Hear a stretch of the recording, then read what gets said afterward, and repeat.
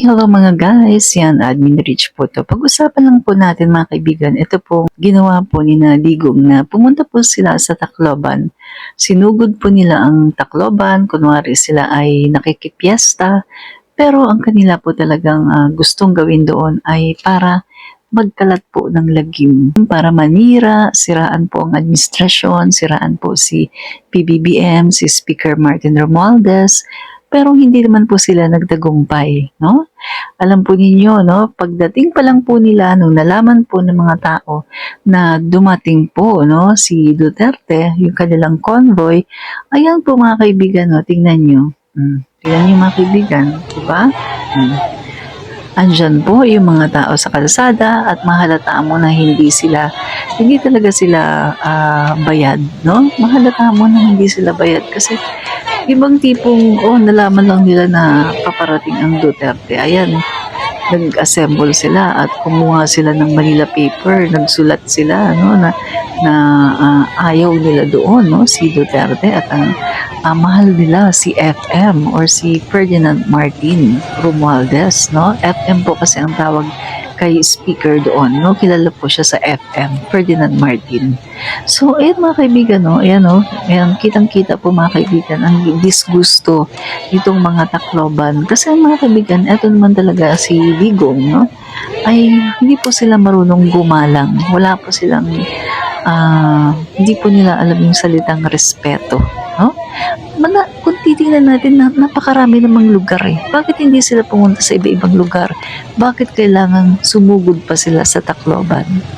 Alam naman nila na ang Tacloban po ay baluarte po yan ng mga Romualdez. At hindi lang po si Speaker Martin ang mahal dyan or ang mga Romualdez, kundi maging ang mga Marcoses. Kasi alam naman natin, di ba mga kaibigan, na si dating Pangulong Marcos, mga kaibigan, ay naging asawa po niya si FL Imelda Romualdez Marcos.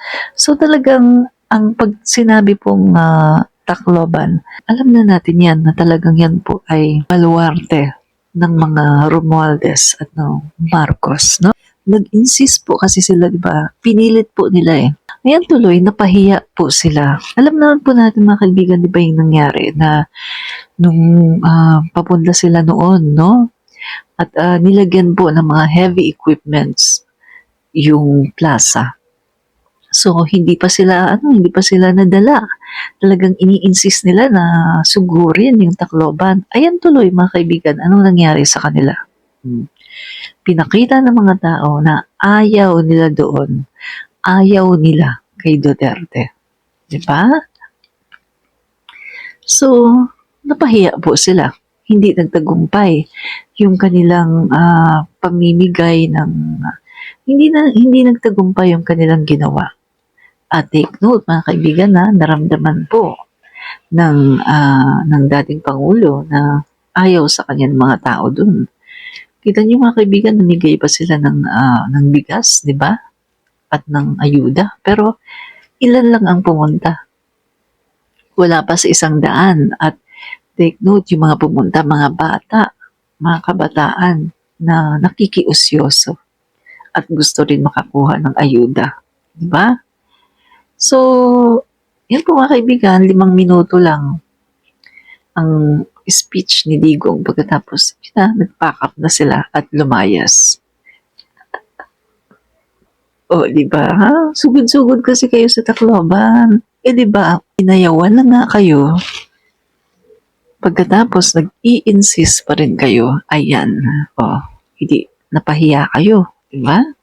Napahiya kayo at ipinakita sa inyo ng mga taga-Tacloban na hindi kayo welcome sa Tacloban. Ba? Yun lang yun eh. Bye.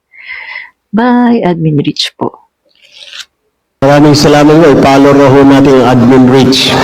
Congratulate ko lang po ang joint effort ng Congress at ng PTB4 sa napakagandang programa po na ito. Admin Rich. Ang napakalat na balita ng mga taong gusto na talaga sa Comentarista.